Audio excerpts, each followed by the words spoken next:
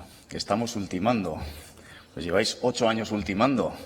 Etxebizitza eskubidea aitortua izateko, gehiago garatzeko dekretua, gutxienez daukazu aurreproiektu bat 2017tik. Eta hori garatuta egon behar zen, legea egin eta ondorengo egunetatik, ez da. Beraz, uste dugu dekretua egon beharko litzatekeela ja, eta bestela, gure ustez, etxebizitza eskubidea aitortua izateko kopuruak eguneratu zenitzakete dekretuari itxaron gabe. Eta hori ere ez duzu egiten. Zeren, oaintxe bertan eskatzen diren topeak oso bajoak dira. 3 persona edo gehiagoko familiei eskatzen zaie 15.000 euro baino gutxiago kobratzea urtean. 2 personetako familiei 12.000 euro baino gehiago ezin dituzte kobratu. Eta persona bakarra denean eskatzen duenean eskubide hau, 9.000 euro bakarrik kobratu ditzake.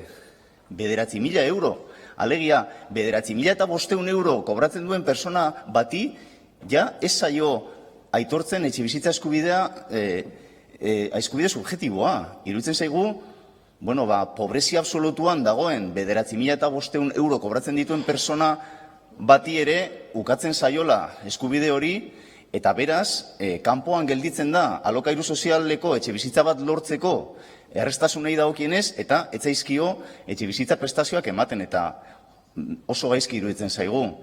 Bere garaian kalkulatu zirenean kopuru hauek, 2015an, bazuten zentzuren bat. Ze azkenean, soldata minimoa garai hartan 650 eurokoa zen, 650 bidera 12 bete, gutxi gora bera 8.000 euro ziren, eta beraz, soldata minimoa kobratzen zuen persona batek eskuratu zezakeen etxebizitza eskubide subjetiboa.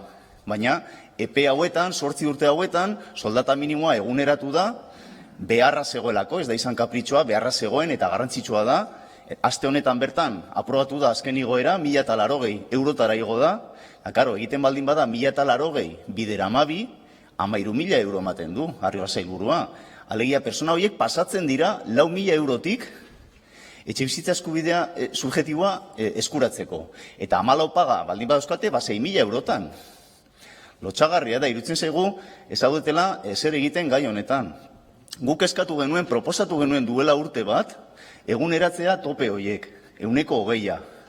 Esan zenuten ezetz. Guk eskatzen genuen 2022ko urtarrilaren batetik erretroaktibidade aplikatzea. Eta urte bat ondoren, esan dezue zuek igoko dituzela 120 ere bai. Baina ez da berdina 2022ko urtarrilaren bateko 120 eta oraingo 120. Zetartean, Ukrainiako gerra egon da, eta haren ondoriozko garestitze izugarria. Beraz, eskatzen dizuegu, lehen bailen eguneratzea gehiago, igeragarri zenutena baino gehiago, eta egitea ja, zeren iruditzen zaigu, zuen utzikeria ari dela usten herritar askorentzako gizarte babesa murriztuta.